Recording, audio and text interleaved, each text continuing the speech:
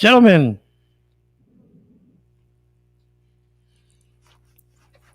are you ready to go? Yes, sir. I'm All ready, right, we're Freddie. gonna Rock and go. We're roll, gonna start with steady. this No Vision Internet Radio, and here we go.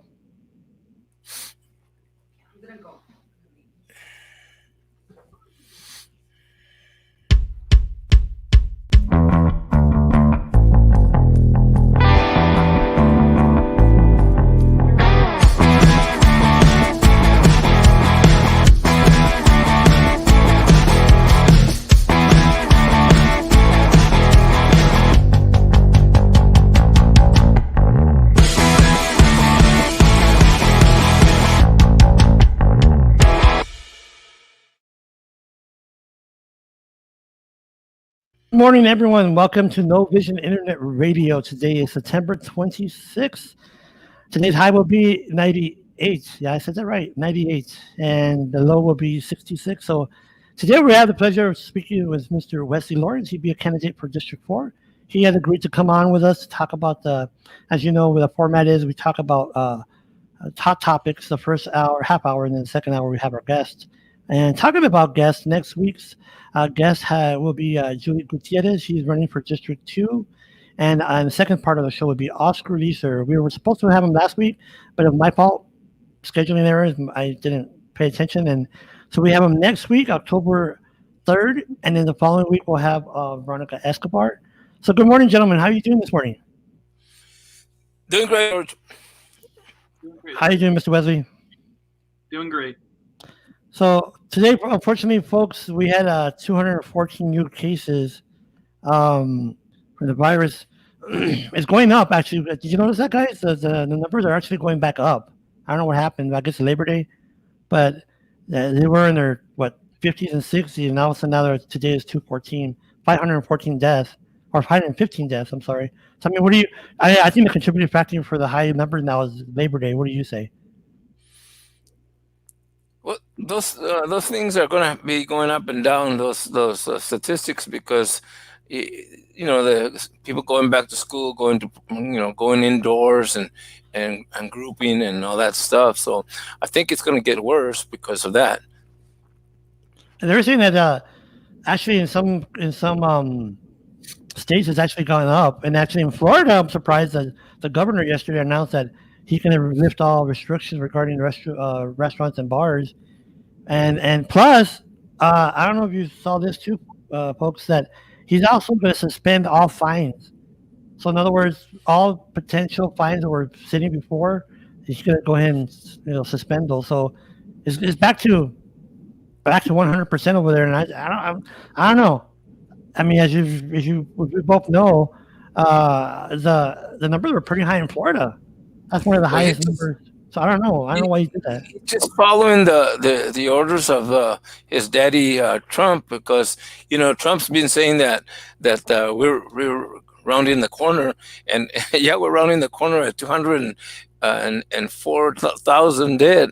And it's getting worse. I don't know this guy, and they follow whatever his tendencies are. They follow, and it's too bad because they're killing their own people. The state of Arizona is just not following and doing the best thing for their people. I mean, to me, it's just that I don't know, being irresponsible regarding lifting all restrictions and suspending all fines. I mean, what do you say, Wesley, coming from perspective of someone running for city council? I mean, what do you think that it's okay now to go ahead and just sit back and relax, or do we need to be more stay vigilant? Well, I've been posting the coronavirus numbers on my Facebook page since day one.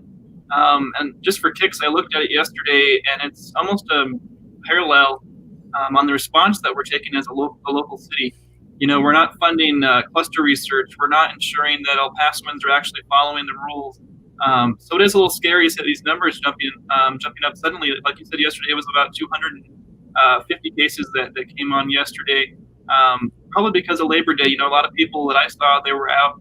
But I also look at the parks. When you go to a park now, they're always filled with people playing sports, and most people aren't wearing masks when they're watching the games.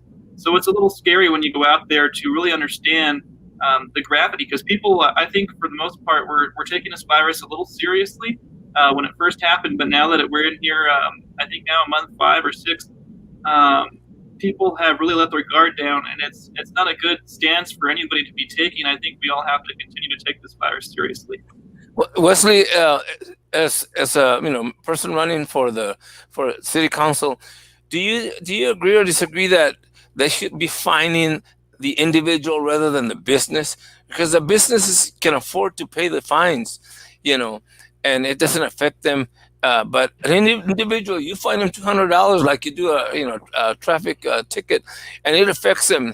And I believe that that's what we should go to, finding them, a high number of an amount, so that they, because the businesses, it doesn't bother them. Yeah, and it's one of those things where it has to be a case-by-case basis. Sometimes it is the individual that needs to learn that they're making a mistake, that they're endangering our community, and sometimes the business, which is why I keep telling the current representative and the mayor and anybody who will listen, it's adequately important that we start to fund COVID tracing here in El Paso. Of course, they say they always get a decision from a Republican attorney general who says that we're not allowed to do contact tracing, which isn't true. We're just not allowed to release names and ages and the gender of the individuals that is, testing positive in these cluster areas. But we have to start taking this thing seriously. I've said since day one that our local government has fumbled the ball on coronavirus testing and the coronavirus in general. So we have a lot of work that needs to get done in order to really make sure our citizens are safe and that the coronavirus goes away as fast as possible. And the thing about the schools reopening, that's one of the components that might lead to the spikes. The city or EPISD had asked for a waiver because at that time it was less than 5% or at 5% the infection rate. Now it's jumped up to 8%. And I have a video I'm going to play here from KBIA so people know what I'm talking about. And so just give me a few seconds here, folks, to just listen to this story and to see kind of where we might be going with this virus regarding the spike in infections and the second wave, or if we're even past the first wave, be honest with you. So Nick, go ahead and play this. What is the new return date? Well, the new in-classroom return date, Stephanie, is set for October 19th. I want to show you a graphic of exactly who it is that this affects. This return date is for students in pre-K to 2nd, 6th, and 9th, as well as special education. All remaining grades return on October 26th. Prior to this announcement, students pre-K to 9th were supposed to return on October 1st. EPISD announced today the return was being delayed due to the rising cases of COVID-19 in El Paso. Just as you heard, Eric mentioned these rising numbers a short while ago. Positivity rate has been steadily rising to 8% since September 24th. EPISD was using the 5% positivity rate benchmark to file for a waiver from the Texas Education Agency to open in-classroom instruction. Now TEA is mandating EPISD open its doors by October 19th because of the increase in cases. I spoke to one parent who dropped off her 9th grader here at El Paso High School for a football scrimmage game. She says she was hoping students will return sooner than October 19th. I would have expected them to go back sooner, but of course, I want all the administration and the teachers and the kids and everyone to be safe, but I'm really looking forward to, as soon as they can be back, I'm looking forward to that. Now, we're going to continue talking to parents out here at El Paso High School because we see some parents that are dropping off students either for tennis or for that scrimmage football game that we're telling. So, that's just letting you know, just here in El Paso, but we've been talking about, me and Mr. Bautista, about colleges. They're having issues. So, I just don't think having kids going to school right now, in my opinion now, it's because not only the kids, I understand the infection rate for kids is supposed to be a lot lower, or the impact to kids is supposed to be less dramatic when it comes to adults. But however, the kids could transmit the disease to their abuelitas, their tios, the tias, and that's where I'm concerned regarding, the tracking, like you were saying, Wesley. Here in El Paso, even nationwide, we're not really tracking for, say, the virus, and I think that's where the problem is. There's no real strategy. One of the things, George, that they don't, we need to take into account is special education kids. A lot of them are depending on the program that they're in, have severe problems, and you're going to infect them and possibly even kill them, by bringing them into the schools and bring, because you don't know who's got the virus and who doesn't. And then they're saying that the younger kids have a higher rate of transmitting the virus to other people. So to me, we're making a mistake by trying to have the kids go back to face-to-face learning. But now you got to look at it from the other standpoint, that virtual learning is really not what we need. I know that people say, well, virtual learning is good. It's not. We're not ready for it. We're not prepared for it. The teachers are not really have not really been tested on it as far as years of experience with it, and I see it even with my grandkids. The kids will go ahead and register that they're there in class, then they mute the program, and then they're out doing other stuff. They're listening to music or they're playing around, and the learning is not taking place. Well, for you, Mr. Bautista, I mean, I gotta take your comments to the heart, because those who don't know, Mr. Bautista was a retired teacher for over 30 years, and plus teaching. And what he's saying is true about special education, is that we have to understand that some of these youngins, the kiddos, have an intellectual disability where they don't fully understand not just to be 6 feet away, to leave the mask on, to wash your hands. They really don't comprehend the importance of that. And I think that's what Mr. Bautista is saying, or he is saying that we need to understand that, yes, sir. And the technology, George, kids don't, this in special ed, I have my grandson's mom is teaching in schools, and she works with the special ed kids, and she said they're just frustrated because these kids cannot learn the technology the same way as the quote unquote normal kids. Yeah, I hear you. So I mean, just gotta keep like I said, people just keep vigilant, wash your hands, stay keep those masks on, because we don't keep the mask is your barrier. I mean, right now we don't have a vaccine until hopefully maybe the end of the year, maybe the start of next year, but just have that little something. I'd rather have something than nothing, to be honest with you, right? I mean, and what do you think, Wesley? When you go out campaigning, do you wear a mask? Obviously, yeah, but definitely. Whenever I go out to eat or I go out to talk to voters, I always make sure that I have my mask, that I have hand sanitizer, and then I even have extra masks just for people that don't have them. We have to have a face of reality here. There are a lot of people in El Paso who don't have masks because they might be in a short supply, or they just can't simply afford to buy one. And I know that sounds a little weird that they can't afford to buy one, but there's a lot of places in El Paso where they really have, I guess, capitalized, you could say, on masks, and they've made them almost impossible for low-income families to be able to afford multiple reusable masks. And to online education, it's a scary scenario. I have friends that have students in class right now, and they're looking at a computer screen for just about 8 hours a day. And I truly don't think that they're learning that way, but we have to have a reopening schedule and a reopening plan that is common sense and keeps our students safe. Exactly. Amen to that. Amen to that. Yeah. And talking about having a plan, I'm going to segue into this. I hope it's a good segue. Today, President Trump is going to announce his nominee for the justice. I'm in blank here. I'm in blank. Whether the justice, but the thing is that a lot of people are saying that he should have waited to after the elections, which I agree, because you don't want to rush this. You don't want to rush a nomination process. I think they have to vet the candidate, and I think rushing it, because that's what 40 days, Wesley, for election. Yeah, it's a political thing, though, George. I mean, it's not to do with whether or not it's fair to do it that way for the Democrats, because if the Democrats win, then they don't want to leave that position open for the Democrats to submit it. So it's a political issue, and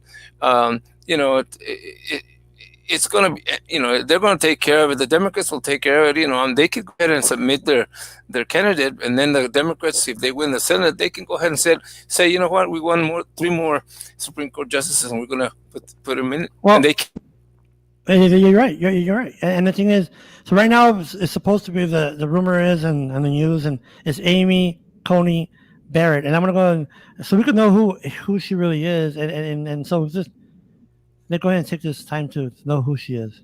Amy Coney Barrett is President Trump's expected Supreme Court nominee. Here's what we know about her. The nomination of a Supreme Court justice is the most important decision an American president can make. Amy Coney Barrett is a federal judge who was previously a professor at Notre Dame University, is very much a favorite of social conservatives, of religious conservatives, and is somebody who the president was very interested, reportedly, in 2018 when he picked Brett Kavanaugh. What would we have in a Trump court? Who knows?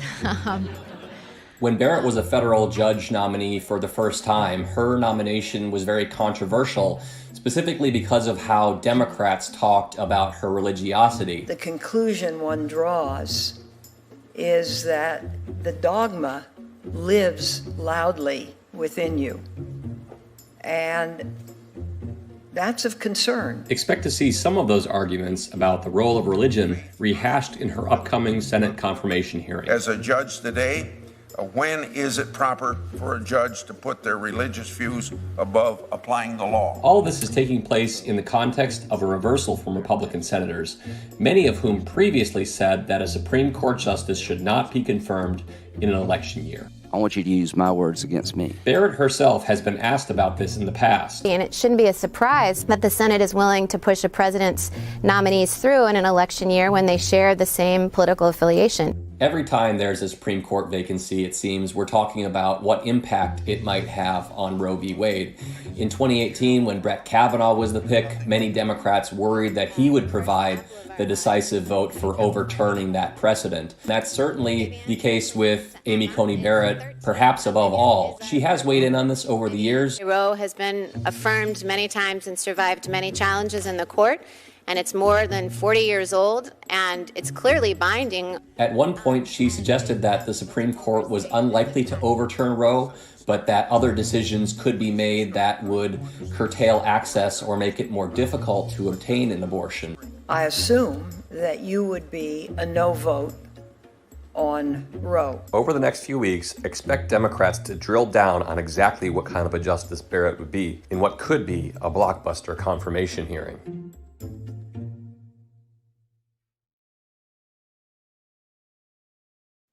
Have a interesting, I guess, debate, or not debate, but discussion regarding what her thoughts are regarding Roe versus Wade. And then, so I don't know. I mean, what do you both gentlemen think? Well, I think it's kind of interesting. You know, you look at Lindsey Graham. But my opinion is that he's going to, they want. Go ahead, Wesley.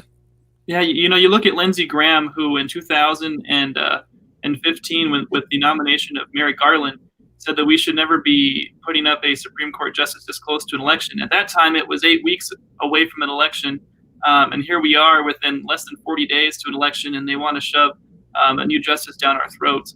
I think that the people have power in this, and all these senators that are now going back on their words, like Lindsey Graham and a couple of the other ones up there, I think they're going to lose big in November. And I think the reason why Donald Trump's also shoving this down our throats is because he knows he's going to lose in November. I mean, clear as day, I'm sure he sees the polls every day, and he's going to try to leave his last legacy that he can. And if I was Donald Trump right now, I would be focused on his re-election campaign and not the Supreme Court. Let the next president decide that, whether it's still Donald Trump if he wins in November or Joe Biden. That's the job of the president. It's to ensure that our nation's safe. But I agree with Mr. Bautista. You know, the Democrats, if we win the Senate back, we're going to ensure that we have a fair Supreme Court. Right now, if Amy gets confirmed, it'll be a supermajority of conservatives on the Supreme Court, which is bad for Roe versus Wade, and it's bad for, you know, civil rights and equality and inclusiveness in our nation. So it has to be stopped as much as possible. But I think at the end of the day, we're going to have what's right for our nation, and we just have to pray for that. Yep. And the thing too, George, is that, you know, the the Republicans who are behind Trump don't realize that a lot of them in their states, they're the ones that are going to lose out because they want to do away with Obamacare. They want to do away with women's rights. They want to do away with anything that Obama put up, and a lot of them are benefiting from that. They just don't realize it, and we're going to have over 23 million people without insurance. Yeah. I mean, and they're going to be included in there, So I think that the Republicans are making a great mistake. However, the Democrats can correct it by just adding 3 or 4 more Supreme Court justices, And the thing about the Supreme Court justice is that they're on there for life. So sometimes they're 30. Like Miss Ginsburg, she was on there for what, 27 years? She's 87, so she really she was there. And then that's the thing that we need.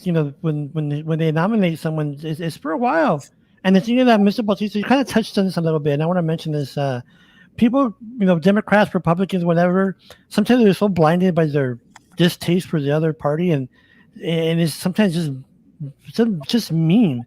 And I'll tell you why, because yesterday I was seeing I think Ron Paul, that's the gentleman's name. He was a former presidential candidate. He had a stroke. Well, that's what they're saying, speculating on Facebook Live. I saw the video, and people were like, "Oh, that's good. I hope he dies." And I'm like, "This is a man. This is a man. Don't worry about." It's just so sad that people take that hatred so beyond where it's personal. I mean, just think about his family and him, and I mean, just sad to see that. I hope he dies, and I'm like, it's gotten to the point now, folks. It's just ridiculous. Look at all the people that Trump has caused, not necessarily directly, but indirectly. Look at all the thousands of people that he has caused to die. You can't escape that, and you can't make excuses for him that he doesn't know any better, or that he knows very well what he's doing, and yet he doesn't care about life. He doesn't care about people. All he cares about is himself. And the Republicans are enablers, and they're just like him. And as one lady said, look at all the gray hairs, all old people there that shouldn't be there anymore. They should be gone. And what do you think? Leslie, Wesley, what do you think about the span of, or even let's just break it down to city council, because you have 2 terms. Even the mayor have 2 terms. Do you think that? And I saw this yesterday. That's why I'm bringing this up. Should a city manager have a term or a limit? Well, to be honest with you, I don't think we need a city manager. It's too costly. But if we do, personally, I would much rather the city manager be an actual elected official if we do have to keep him. Because right now, time and time again, he has overstepped his bounds. His contract was a little scary. I don't know if you've had a chance to read the entire thing from 2018. But there's a lot of disparities that he's been giving. And I think it has to do with the big money donors and the big money developers that sitting inside their pockets. So we have a lot of work that needs to get done. And, a lot of people often campaign on holding the city manager accountable, but when they get into office, they become best friends. So it's kind of weird to hear that rhetoric. I remember hearing it last election term. A lot of people are saying they're going to hold the city manager accountable. But yeah, these are all people that approved his contract knowing that, he still has not really done a good job for El Paso. He's raised our taxes time and time again. He's on a spending spree when it comes to these certificates of obligations, because he's the one that really shoves these things down our throats, and council approved it, obviously. But we have to make sure that we get a new contract coming up, that we really take a hard look at that. And we also have to ensure that, everything that the city council does is transparent. I was really sad when I heard that they're not going to release its evaluations to the public. Often we've heard because there's some embarrassing things in there, and they don't want the public to know how each city representative feels about the city manager. But it's our representation. Mm-hmm. So they should. They're right. They should be. And Wesley, the other thing too is, I think you got to put some blame on the mayor. The mayor, what is he there for? And what, in fact, we should either have a manager or a mayor, because neither one in our case right now is doing their job. Well, the mayor's not doing anything. We're making it worse, to be honest with you. And you know what it honestly, folks, at the end of the day, Mr. Bautista and Mr. Wesley, at the end of the day, it comes to voting. It comes to voting that we can sit here, complain all we want, and gripe and this and that, but we don't go out there and vote. Like, just, and matter of fact, And I have a story here about mail-in ballot, because this is a big subject that's talked about now because of the virus. That a high percentage of voters are going to use that petition, or that avenue to vote. But however, there are restrictions here in Texas. I didn't realize this until I saw this story. I want to play the story regarding mail-in ballots here in Texas. This is out of I believe San Antonio. So let's go ahead and listen to this. Our election team coverage continues with the present debate over mail-in ballots. Some voters in Texas are confused about what exactly is allowed in our state. KETK's Cynthia McLaughlin has those answers. Our projections are somewhere in the 80 to 90% will still vote in person. In about 9 states plus Washington, D.C., registered voters will be able to vote by mail with ballots mailed directly to them because of the pandemic. But Texas is not one of them. There's a big difference between the mass mail out voting that they're talking about that did not pass in Texas and regular absentee ballots. McLean explains. The mass mail-out voting, they were talking about sending ballots to everybody, and then they would have to prove their identity when the ballots came back. But it's just, you've got a lot of people on your list that don't live where you've got them at. Since this was not passed in the Lone Star State, the criteria for absentee voting stands. Young County Elections Administrator explains. Over 65 or disabled, or out of the county during early voting times, or in jail with your current voting rights. So if you don't meet those criteria, we cannot send you a ballot. Sullivan continues. A disability is defined as someone who cannot enter a polling place without fear of sickness or physical injury. And so if you put on your application that you want to vote by mail because of COVID, that application must be rejected and you will have to vote in person. Curbside voting is available in some counties, but check with your elections administrator to be sure. With Governor Abbott extending the early voting period by nearly a week, this should help some folks out. Cynthia McLaughlin, KETK News. Early voting begins October 13th. Election Day is November 3rd. Because of the pandemic, voters will also have the option to bring their absentee ballot to the polling place on Election Day. Seems like the governor is concerned about George. Seems like the governor is concerned about the Republicans, so he's extending them another week. And the other thing too is, I knew that people with disabilities would be able to vote by mail, but it's really unfair because with the COVID, everybody should have that privilege or right. You're sending them to go vote and possibly catch the COVID.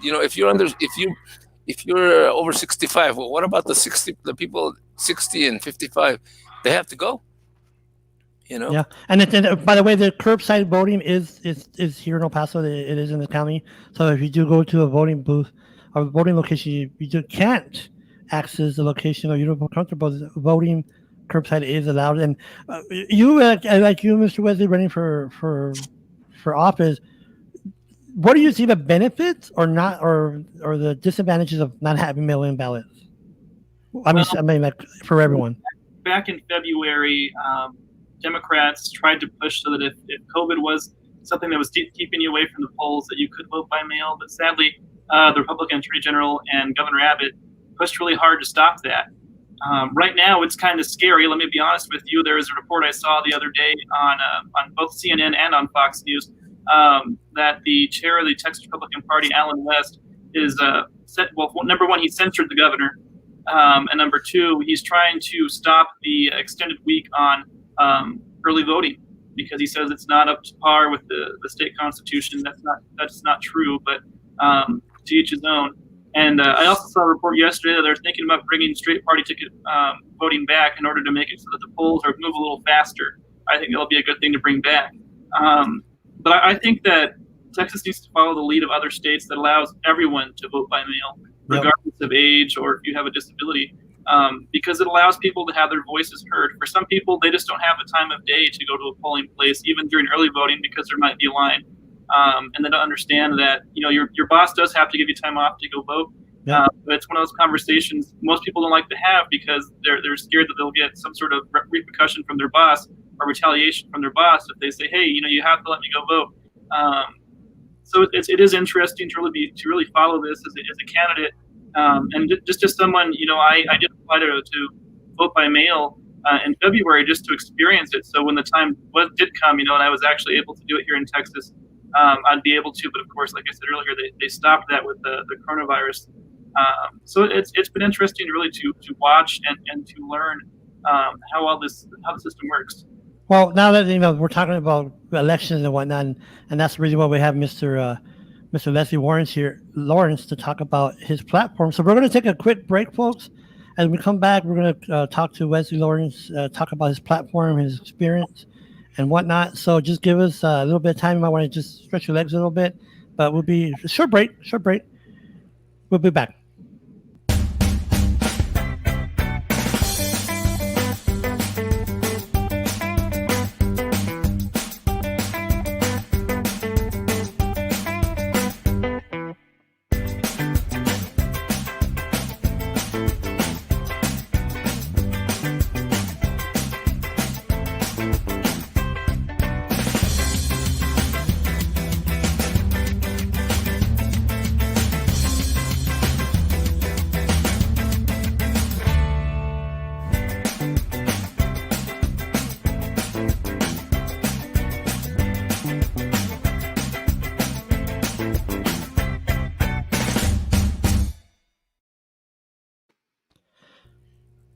Well, we are back here on No Vision Internet Radio. We are talking to Mr. Wesley Lawrence, District 4 candidate for November 3rd. Early voting is October 13th. What we do in this platform, we bring candidates and we showcase their platform. We don't endorse, so we want to make sure that's clear because we've had some comments regarding that. And we just want to bring the platform forward, let you, the voter, make an educated decision, vote. And with that being said, Mr. Lawrence, good morning, sir. Good morning, George. How's it going? Pretty good, sir. So Mr. Lawrence did join us first part of the show. And so this time I want just give everyone the background, sir, of who you are and why you wanted to run for city council. Absolutely. Like you said, George, my name is Wesley Lawrence, and I'm a born and raised El Pasoan, an Eagle Scout, a proud environmentalist who has been endorsed by the Rio Grande Sierra Club, an advocate for the people, and someone who will never abandon our city. I decided to run for office because the rich keep getting richer and the poor keep getting poorer. I look at examples of mismanagement by our city that includes the failed arena project, which used eminent domain to kick people out of their homes for the sake of a multi-purpose arena and a ballot option that lied to the people of El Paso. I look at the constant tax incentives for the rich, which has left us behind. I look at the exorbitant increase in taxes on small business owners and homeowners, which is forcing people to leave El Paso, and the constant oversteps by the city manager. And it's clear as day to me that it's time that we end business as usual and that we start heading in a new direction that focuses on transparency and a government that works with and for the people so that it's inclusive. Right now, Wesley, go ahead, Mr. Wesley. Go ahead, Mr. Balti. I was just going to ask you, DeMargo had stated that they would build the arena. It didn't matter whether or not they wanted it there or not, that they would build it. What's the situation with that right now? Well, as you know, the arena is in litigation, but it's important that we really bring the power back to the people. I think that our city government right now should be they should have for this election put the arena back on the ballot and see where the people of El Paso sit. I think that most people, once they found out that people were getting kicked out of their homes for the sake of a multi-purpose arena downtown, that they weren't for it. Most people do not know that was not put on the ballot, that it'd be going in the Duranguito area, that people would lose their homes, their livelihoods. So I think it's important that we understand that this arena could have been built somewhere else. They could have put it where Cohen Stadium is. They could have put it somewhere on the east or the west side, open space for it to actually be populous. But I think what they did was they are trying to make money off of the hotel occupancy tax. So that's the reason they put the arena there, so we'd have more people come into our hotels and bring in a revenue into our city. Instead, I would have really told them at the time that they should be focusing on our convention center. When that was first built, that was supposed to be the building that saved El Paso, and it's not even really a really good convention center. They can't even have conventions there for the size that we need.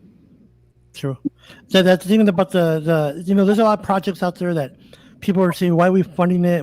Certificates of obligation, which is this current mayor is a big proponent of. And the thing is that we need to, before I forget, those who are watching on Facebook, if you have a comment or question for Mr. Lawrence, go ahead and comment on the comments, and I'll go if it's appropriate, I'll go ahead and show it on the screen. The reason I say it's appropriate because we want to be sure that we're being positive on the show.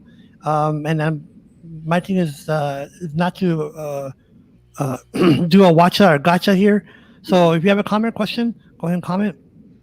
Excuse me.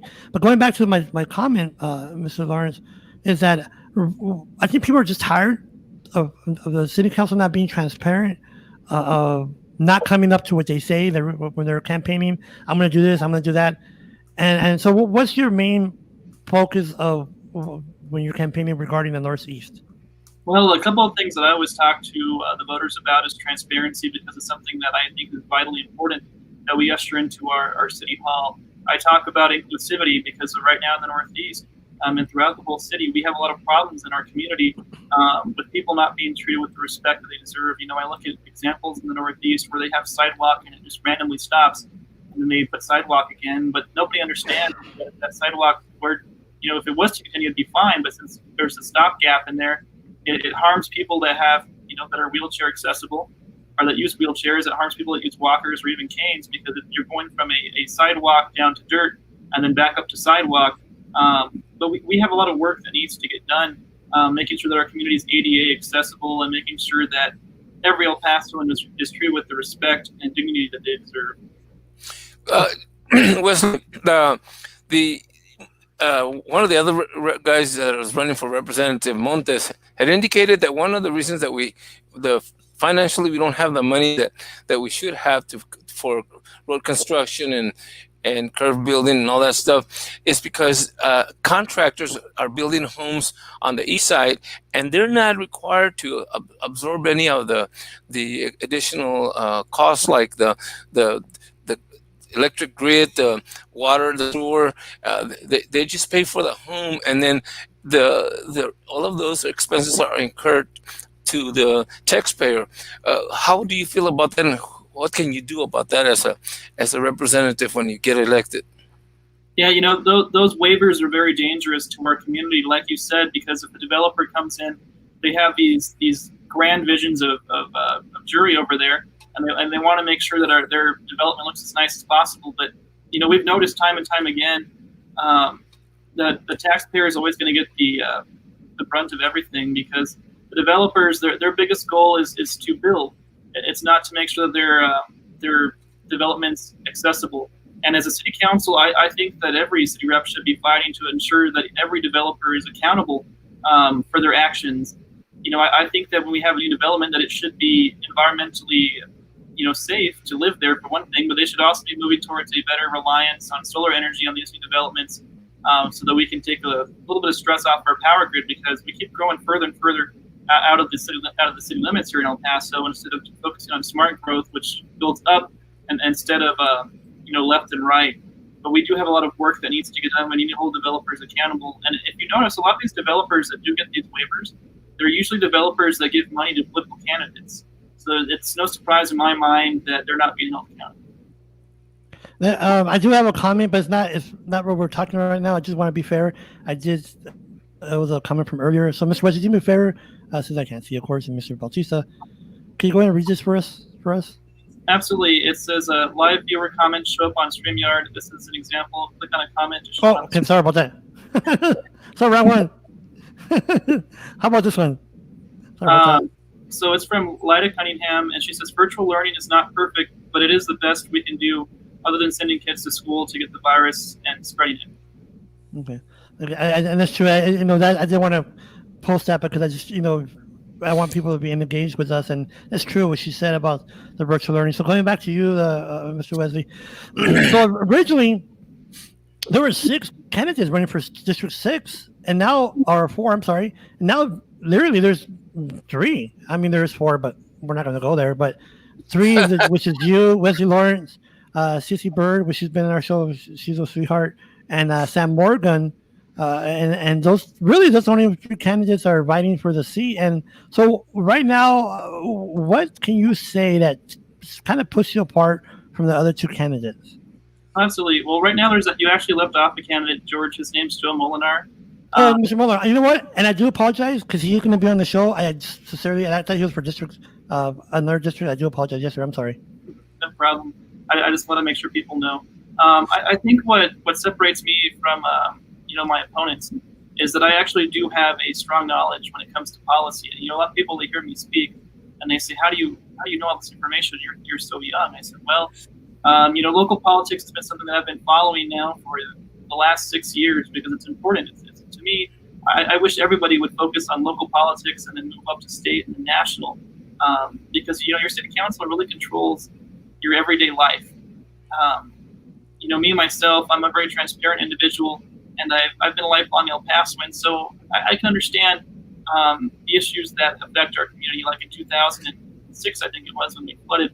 The Northeast we didn't really have access to much flooding mechanisms here in Northeast.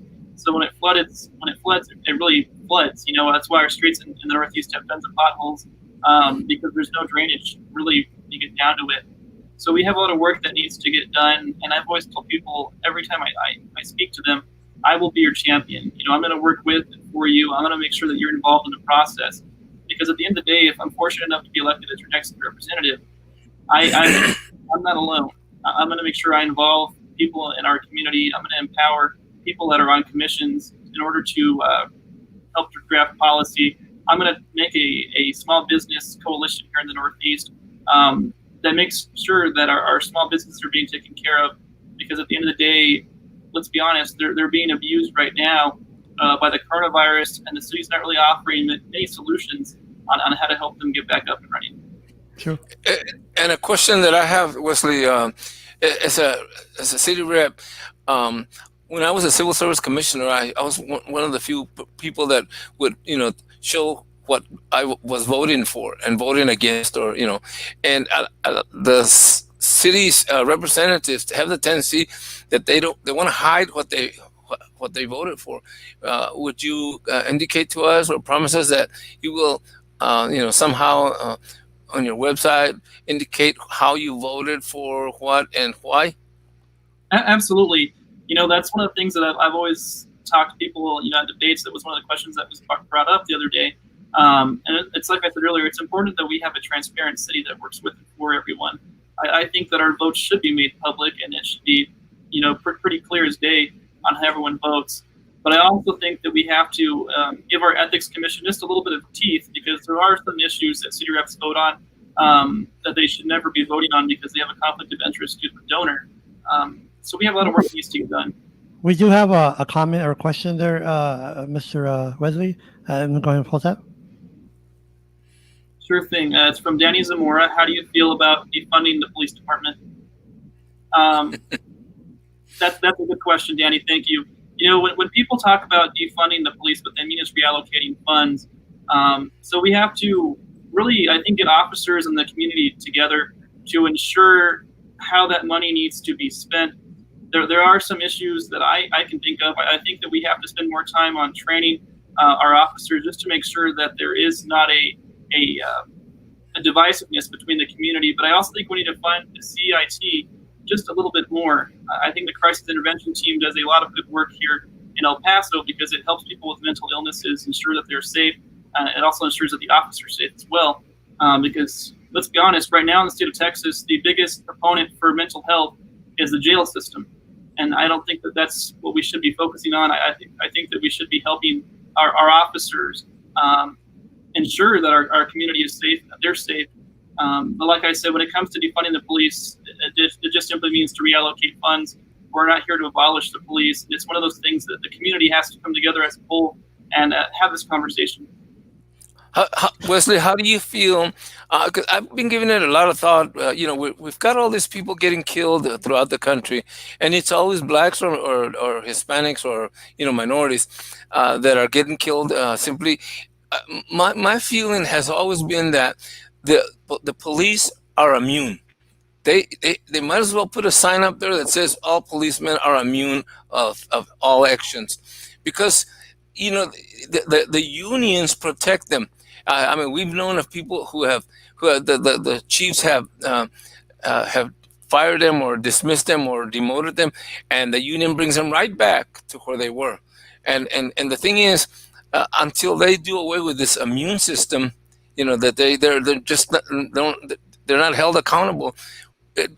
All the training in the world and all the changes and all the money is not going to change that behavior.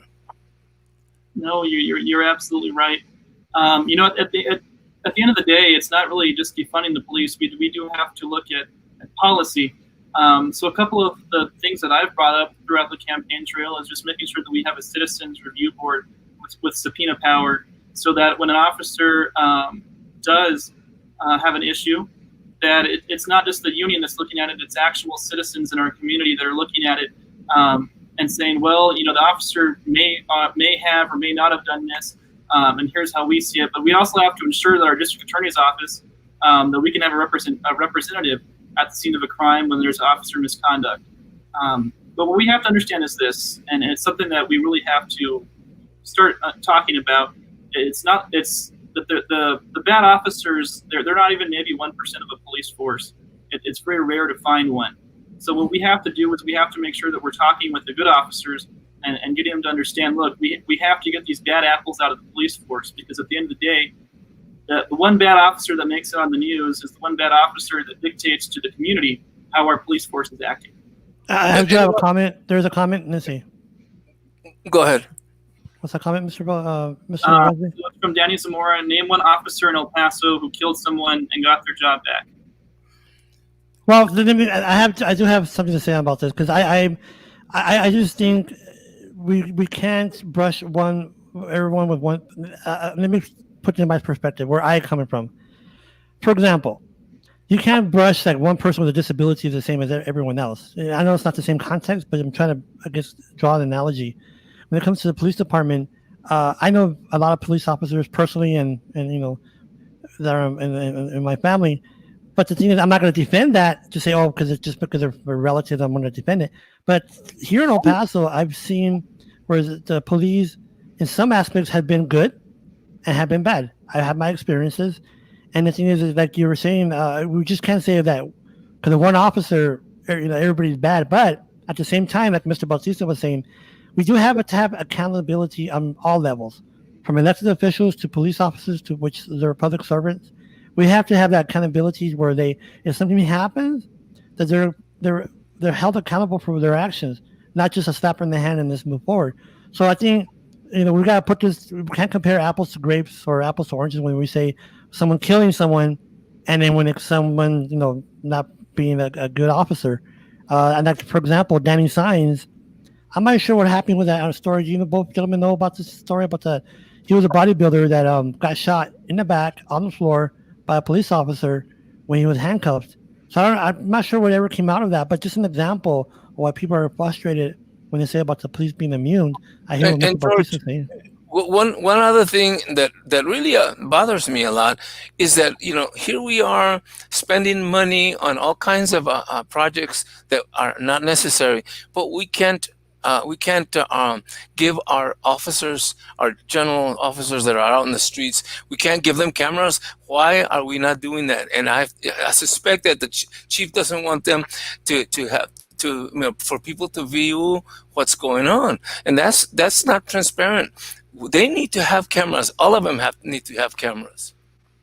Yeah, well, right now, Mr. Bautista, I think the issue with the body cams is the funding. I know right now our city council are trying to get with the state and the federal government to bring up funding. I know what they usually talk about is so expensive is the storage, not necessarily the camera itself, but it's the storage. They have to have, according to the city, massive frameware hard drives in order to keep all that stuff, backed up and all that. Well, you know what, Wesley, I have a comment on that, and not directly towards you, but in general, Wesley. So please don't think I'm saying this to you. And I can't cuss because we're on YouTube. But I'm going to say funding. When they say funding, it's caca de toro, because the reason I say that is, you know what that means, right? Caca de todo? Oh, yeah. All right. The reason I say that is because if the city is willing to spend X amount of money on spray parts, a trolley, now mind you, the trolley was a grant. Yes, I understand that. The arena, Millions. all this stuff, a raise to the city manager. We can't afford. I mean, the city of El Paso has over close to 800,000 people. The city, I mean, there's small like Del Rio. There's small cities that have cams for their officers, and El Paso can't. We need to be more progressive and say, you know what? We need to be a transparent community where the police officers have cameras, not only to justify what they're doing, but to protect themselves too. Because there's a lot of allegations that, you know, someone wants to get off because they got upset because the cop gave him a ticket. Oh, he did this to me, or he did that to me, or he says this. So it goes both ways. And when we're talking to Veronica Carvajal, we're saying that this would be a mitigator for litigation regarding money to spend on litigation, folks. There's money being spent, but yet we don't have the brains to put cameras. And George, as we were talking to a couple of other representatives, there are grants for just that. And why are they seeking those monies? Because to me, it's apparent that they don't want the officers to have those cams, because then they'd have to prove themselves to be good officers. And another thing that goes with that is that, you know, the police department, they get X number of monies, and so they can budget for that, right? Can they budget for on their own for that? Correct. Or does it have to be a special grant from the city just for that? No, they for the most part, the police department controls the budget, so they just have to allocate that money towards, you know, body cams. But George is absolutely right. You know, we do need body cams because it will save us money just alone on litigation, because we do have issues here in our community where sometimes the cop does make a mistake, and we have to go through litigation to ensure that the family gets justice. You know, let me interrupt you just for just a second there, Wesley. Do you know, by chance, what amount of dollars we spent yearly on just litigation? You know, I don't off the top of my head, but I would imagine that it's probably 5 million or more. I would imagine. Well, let me say this too. Regarding litigation, it's not because cops are being bad. Let's make that straight, okay? When let's just say, you know, every litigation is because an officer did something wrong. No, like I was saying earlier, we need to protect both sides, the suspect and the officer, because if a suspect knows that they're going to get in trouble, let's say, for example, they get caught with marijuana, for example, and they know that they're going to lose their job. You don't think they're going to do everything in their power to lie? Like, oh, that officer put it in my pocket, or that officer told me that, you know. So that's what we mean when you say by litigation. We want to make it clear that litigation in any, even when it comes to the private sector, is not because the company did bad. It's just because someone took the time to get a lawyer, and I want to sue you because I want to make money, especially you're a police officer, you work for the city. I want to make some money. And right there, George, the fact that, you know, just Wesley just mentioned, gave out, you know, a ballpark amount. $5 million would buy a hell of a lot of cameras for our police officers, wouldn't it? Well, Mr. Danny Zamora has a comment. This is, hold on a second. Or something. Sorry about that. Well, Mr. Zamora was saying, I can find it. Oh, here we go. Can you read that one, Mr. The city took over $1 million back from the police department's budget. What did you say? The city took back $1 million from the police officers' budget. That's a lot of money. That's a lot of money, folks. It's a lot of money. Yeah. And there's another comment here. I'm not anti-police. In fact, I think that we've proven that this is one of the safest cities in the country, which is something to be proud of. And I'm not saying that I'm anti-police. All I'm saying is we got to protect them, and we got to protect the so-called victims. But the only way we can protect them is for our police officers to be, to have those cameras on them, so that they are protected, and so that also the defendants, so-called, are protected, and that way, I think it'll slow down crime too. If the people know, I mean, I don't think we've had anybody shot in the back over here like they've had in other states, but we don't want to have it. No, and there's one more comment. I do apologize for the folks. I just want to make sure that we are listening to the listeners, and I think Mr. Wesley appreciates that, listening from the constituents. There's another comment here. I haven't read it yet. So what does this one say? It's from Danny Zamora. Jesus, that is not true about the chief. It's the server that is expensive. The chief what? Yeah, so he's just saying that the server is the expensive part of the body cams. He's correct. Well, I mean, at the end of the day, no matter what we say, guys, no matter what we say, it's up to city council, people like you, Mr. Wesley, you could come on board to say, you know what, enough is enough. We need to be more transparent on all levels. Yeah. And like Mr. Bautista was saying, it's not we're saying all police are bad, but just want to make sure that we protect ourselves in regards if something does happen, like Mr. Bautista was saying, when someone gets shot, that it might be questionable, that we have a video that say, you know what, the officer was wrong or the suspect was wrong. Look what happened the other day in Las Cruces. They had that man that was attacked, that literally ran towards a police officer and attacked him. The officer didn't have a chance to put his mask on. And that's what I'm saying, folks, that we just want cameras in the long run. They cost money, yes. I understand the server to upload the cloud and whatnot. But at the end of the day, we will need to protect ourselves, which is the citizens, and the police officers, because the police officers play a crucial role in keeping our safety. And I'm not going to go on the soapbox, what I want to say about the police officers, because they're our defenders. So here we are. We want to take money away from them. We want to, F the cops. I mean, come on, folks. I mean, we have to put in perspective that the police officers, no matter if you're good or bad, when you're in a bind, someone's breaking into your house, who do you call? The janitor? Yeah. Who do you call? And one more thing, there, George, before we leave the subject, I want the police department to not to, I don't care for the department to be defunded. There's no such thing. They should be funded as well as possible. They just need to redirect the funding so that all the departments are at their at the high power performance, and that way we can't say, well, this section got this money and the other section, the reason that they're not doing so well is because they don't have that money. I want all departments of the police to be funded and funded well. Sure, very true. So we're gonna go to another subject, because we could talk about this literally all day, because it's a hot topic. Yeah.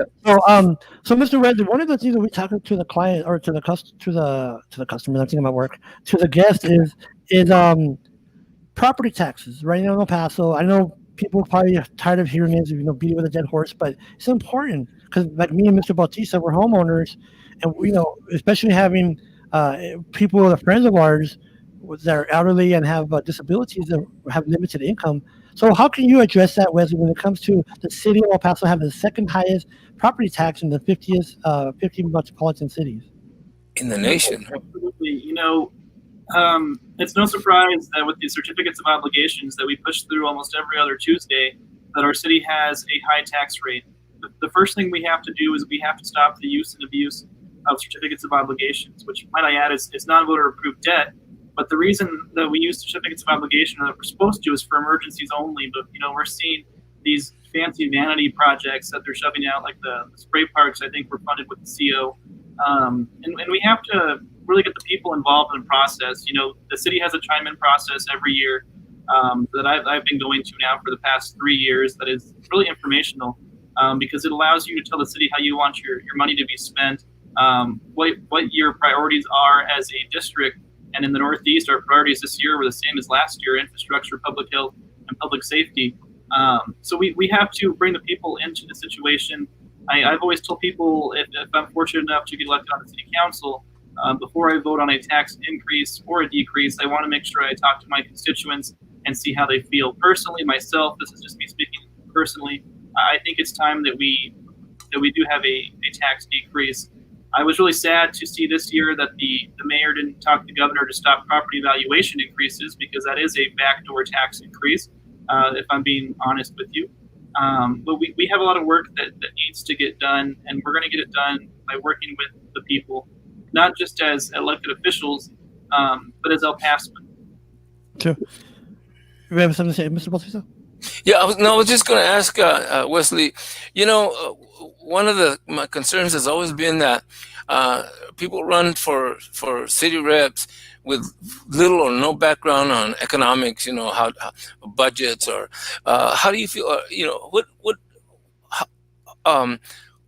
do you bring to the city as far as knowledge of the budget, or how to split the monies into the departments and et cetera? Well, I think I bring a fresh perspective. I might not have the experience managing multi-million-dollar companies, but I do have the experience of managing my own budget. And I think that when city representatives go in there, that's the type of rationale that they should be thinking of. That, well, me myself, if I have $1 million to live on, I'm clearly not going to spend $1.2 million on a project that we don't need. So we have to make sure that we're doing things the right way. I think when it comes to our budget, I think that what we should be doing every year is doing it line item by line item, because it gives each city representative their voice, and it gives the people their voice.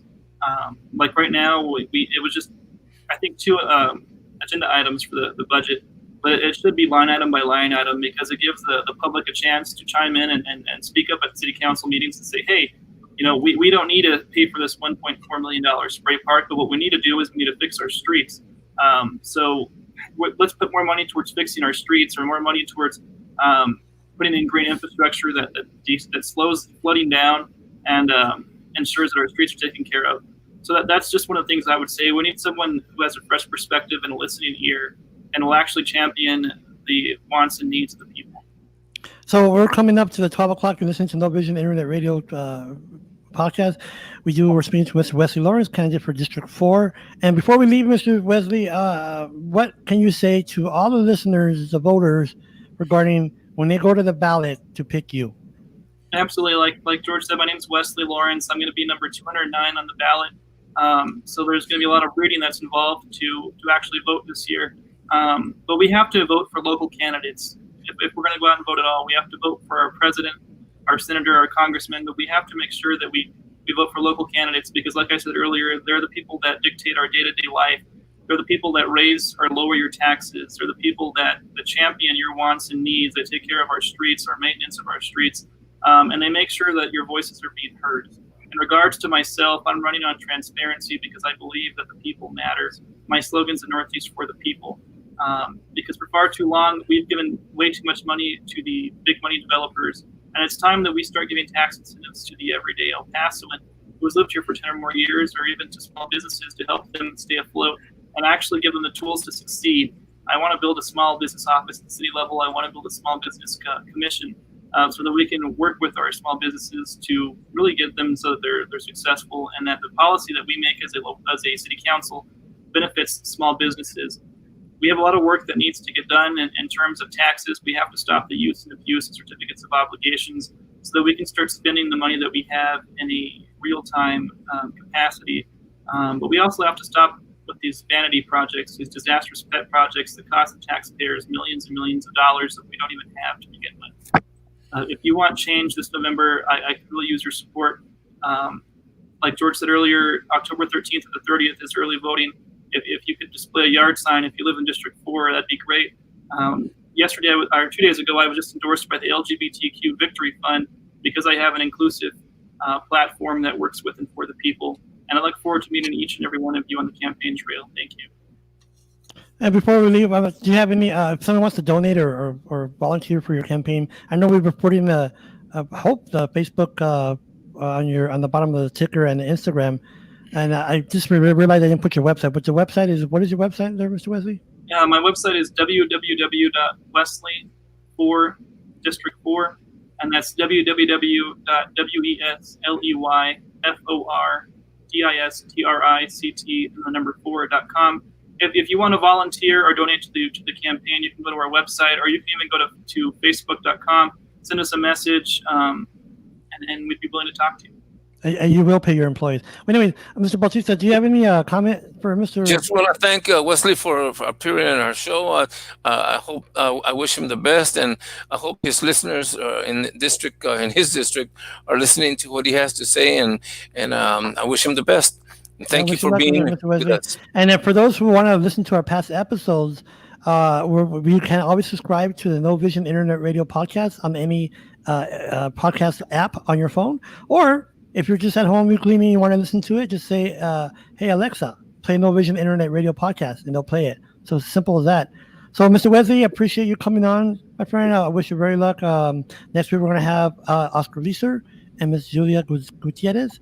And I hope to see everyone next week. And Mr. Bautista and Mr. Wesley, I will say bye and see you later.